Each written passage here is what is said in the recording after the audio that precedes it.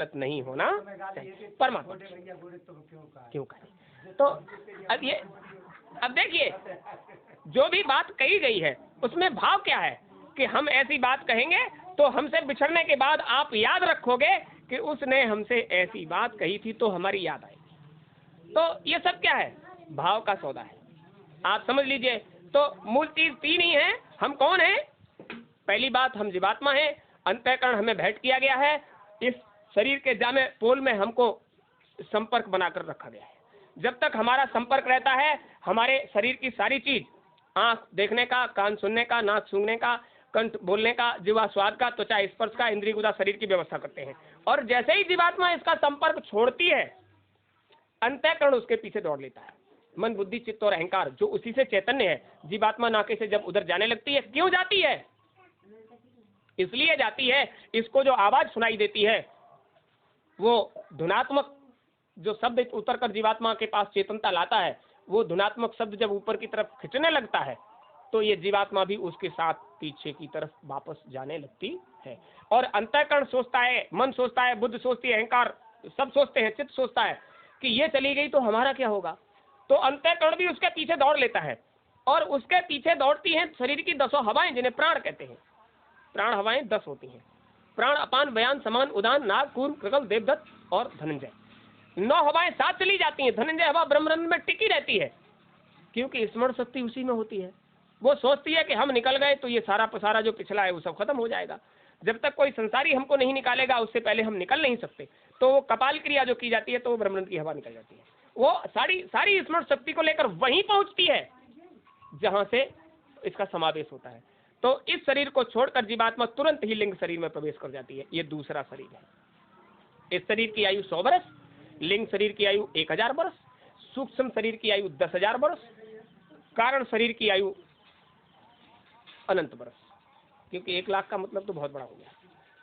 तो जब तक कारण खत्म नहीं होता, तब तक इधर का आना जाना खत्म। तो कारण कैसे खत्म होगा? अपने घर जाने के लिए कबीर साहब ने कहा, साधो भाई ये नहीं देश हमारा, मैं तो अमर देश को वासी, जो है सब देशों से न्यारा। आइए, अमर देश कहाँ है? जब जब उतर कर आए, अमर देश से लाए गए। ये जीवात्मा अमर देश में अनंत कल्पों तक अमृत के अथाह सागर में किलोले करती रही। उसकी वजह से ये अमर है, इसके अंदर अमरता भरी हुई है।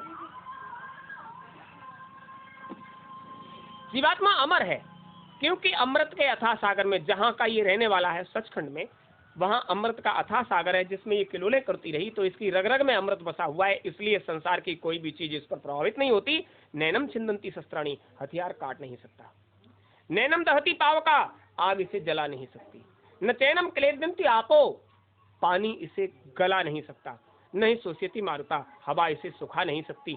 संसार में इन्हीं 4 चीजों का सब पर प्रभाव पड़ता है, जीवात्मा पर इसका कोई प्रभाव नहीं पड़ता। इसलिए ये चैतन्य है, इसी से पूरा संसार चैतन्य है, अमल है। इस पर संसार की कोई भी गंदगी प्रभाव नहीं डाल सकती।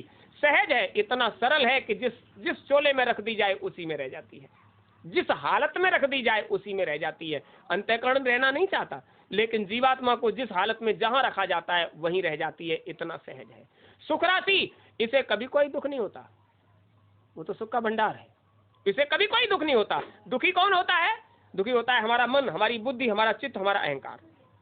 ये अंतःकरण दुखी होता है, तब जीवात्मा इसे चेताती है। जैसे जीव के पिंड पर बैठने पर इसे दुख हुआ, अरे यहाँ तो बहुत गंदगी है, अरे यहाँ तो बहुत बदबू है, यहाँ तो जठर की आग जला रही है, यहाँ तो ये सड़न गंदगी है, इस स्थान पर हम नहीं रहना चाहते। इसके दुख को देखकर जीवात्मा ने क्या कहा? अरे भाई, तुम यहाँ नहीं रहना चाहते, हमें तो कहीं भी रख लीजिए, कोई फर्क नहीं पड़ता, लेकिन तुम यहाँ नहीं रहना चाहते, तो इस गंदगी से, इस अपवित्र जगह से तुम्हारा छुटकारा करने के लिए हम उपाय बता सकते हैं। भाई, करना तुम्ही को पड़ेगा। क्या कहा अंतःकरण से? करना तो तुम्ही को पड़ेगा, और बता हम सकते हैं। कि सबसे बड़ा देवता है जीवात्मा। दे बता, दे बता। देवता तुम्हारे घर चाकरी करने नहीं आते हैं, युक्ति जतन बताते हैं। सब देवन के बता दे। सब देवन के देव गुरुदेव। सब देवन के देव क्यों? किसी के भी सानिध्य में जाओगे तो जो तुम पूछोगे वो बताएंगे, लेकिन गुरुजी के पास पहुंचोगे तो जो तुम नहीं जानते होगे, जो नहीं पूछने की सामर्थ्य रखते हो, वो बात वो तुम्हें, इसलिए सब देवन के देव गुरुदेव, वहां सब जाकर नहीं जानते हैं, वो बताते हैं। पराविद्या सबको नहीं आती, देवताओं को भी नहीं आती, ईश्वर भगवान तक को नहीं आती, तो वो तो बताते हैं ये विद्या ऐसे है। तो आप समझ लीजिए, आपको बताया जीवात्मा ने कि आप एक चित्त होकर उस परमात्मा से प्रार्थना करो। यहाँ साधन भजन नहीं कर सकते क्योंकि तुम्हारी गति ऐसी है, साधन भजन नहीं कर सकते। आपकी प्रार्थना स्वीकार होगी, तब प्रार्थना किया जीवात्मा ने, अब प्रभु कृपा करो यह भांति, सब तज भजन करो दिन। ऐसी दया कर दीजिए इस गंदगी, इस नरक से हम निकल कर बाहर आ जाएं। हम बाहर निकलने के बाद कोई दूसरा काम नहीं करेंगे, सब तज संसार के सारी चीजों का त्याग कर देंगे, भजन करो, केवल भजन करेंगे, दिन राति और रात दिन करेंगे, दिन रात सिर्फ साधन भजन करेंगे। ये किसने वादा किया था? हम आप सब गर्भ में रहे और सबने यही वादा किया। और वीरता देखिए, आपका पौरुष देखिए, आपका मनुष्य शरीर पाने का कर्तव्य देखिए। आप जो बात कह देते हो उससे कभी इधर से उधर नहीं होते। जो वचन तुमने गर्भ में दिया, सब तज भजन करो दिन राति, आज तक तुमने कोई दूसरा काम ही नहीं किया, रात दिन भजन ही करते हो और तो कुछ करते नहीं। उस समय आपने जो बात कही उस पर तो बिल्कुल अमल ही कर रहे हो, आज तक वही अमल कर रहे हो। कारण क्या है? तब अटकी हुई थी घिरनी, इसलिए बोल रहे थे घिरनी, और निकल गई घिरनी तो भूल गए घिरनी। नरक से निकलकर बाहर आ गए, भुला दिया उसको। याद रहे, आज तुमने भुला दिया और कल जब तुम्हें उसकी याद आएगी और वो तुम्हें भुला चुका होगा। जब तुम उसकी याद करते थे तो उसने कहा हम तुम्हारी मदद कर देंगे, तुम्हें इस जाल से छुड़ा देंगे। इतनी बड़ी तपस्या, सर नीचे पैर ऊपर, जठर की आग तुम्हें जला रही, सड़न गंदगी बदबू में तुम पड़े थे जैसे तालाब में मछली पड़ी होती है, फिर भी तुम्हारी कितनी बड़ी सवाल की। आपका इतना, केवल इतना सर पानी में डालकर 5 मिनट तक दबाया जाए, आपका प्राणांत हो जाएगा। केवल सर, सब छोड़ो सर को, आपका नाक और मुंह इतना ही केवल पानी में दबा दिया जाए, आप मर जाओगे। आप पूरा शरीर तालाब में पड़ी मछली की तरह से पड़े हुए थे और फिर भी आप जीवित और सुरक्षित रहे, केवल तुम्हारी एक प्रार्थना पर। अब प्रभु कृपा करो यह भांति, सब तज भजन करो दिन राति। इस प्रार्थना से आप वहां थे, श्वास लेते तो नाक के माध्यम से गंदगी अंदर जाती और अंदर ही तुम्हारा प्राण हो जाता। श्वास तो लेनी पड़ती, तुम्हें बिना श्वास के जीवित रखा, बिना भोजन के जीवित रखा, बिना पानी के जीवित रखा, जो संसार की चीज है जिसके बिना तुम नहीं रह सकते, उस सब की पूर्ति उसने अपनी आवाज की धार पर तुम्हें वहां सुरक्षित रखा। लेकिन निकलने के बाद तुमने उसी को भुला दिया। धिक्कार है, वादा वचन करने के बाद तुम मुकर गए और फिर से जब ये जामा छोड़कर वहां जाओगे, उसके सामने जब खड़े होगे तो क्या जवाब दोगे? तो याद रहे, संसार हमारे भोगने के लिए जरूर दिया गया है, लेकिन शरीर जिस काम के लिए दिया है, अंतःकरण जिस काम के लिए दिया है, तुम्हें जिस काम के लिए मनुष्य का शरीर मिला है, उसे मत भुलाइए। गुरु महाराज ने क्या कहा? तुमने रात दिन का वादा किया, पूरा नहीं कर सकते, हम जानते हैं, काल और माया का देश है, इसलिए 24 घंटे में 1 घंटा सुबह 1 घंटा शाम, इतना समय दे दीजिए हमें। तुम साधन भजन नहीं कर सकते, इतना समय हमको दे दीजिए, क्योंकि समय का देश है, काल का देश है। इतनी देर के लिए काल के देश में रहकर भी ये समय हमें सौंप दीजिए। आप प्रयास करो, साधन भजन करने का प्रयास करो। तुम जो प्रयास करोगे उसमें जो कुछ भी जुड़ेगा हम तुम्हारे खजाने में जमा करेंगे, और जो जमा होता रहेगा वो इतना हो जाएगा कि उधर जब आओगे तो तुम्हारे लिए वही पर्याप्त हो जाएगा। रात दिन नहीं कर सकते, हम जानते हैं, गुरु महाराज ने कहा रात दिन नहीं कर सकते, लेकिन थोड़ा बहुत समय निकालो। जिसने सब कुछ दिया है, कितना कीमती दिया है, अभी आवश्यकता पड़ जाए आपकी एक आंख देखना बंद कर दे, आप बाजार मार्केट में जाइए और पूछिए कि एक आंख हमारी लगा दीजिए, कितने पैसे में लगेगी, तो आप, वो क्या कहेगा? तुम इतने पैसे दे नहीं पाओगे। बहुत कीमती सौदा है, एक आंख की कीमत आप नहीं दे सकते।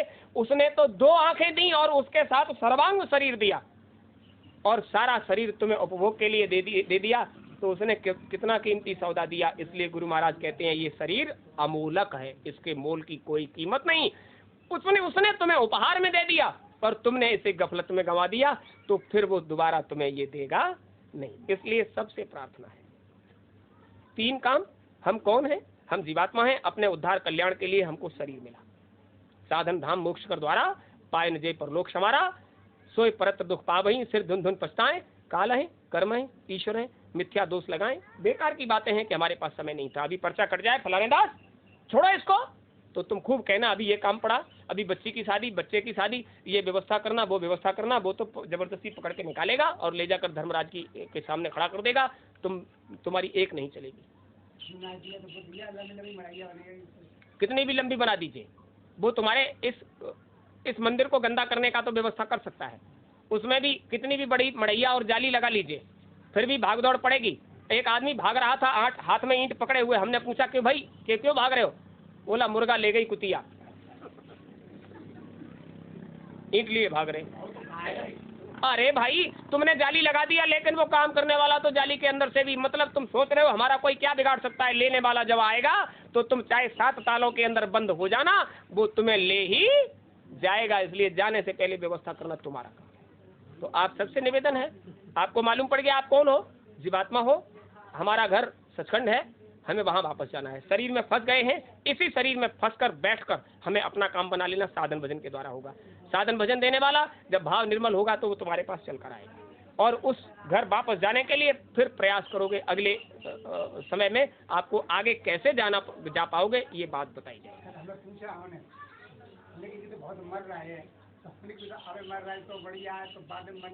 वो तो मरेंगे, जिसका समय आ गया उसको जाना पड़ेगा।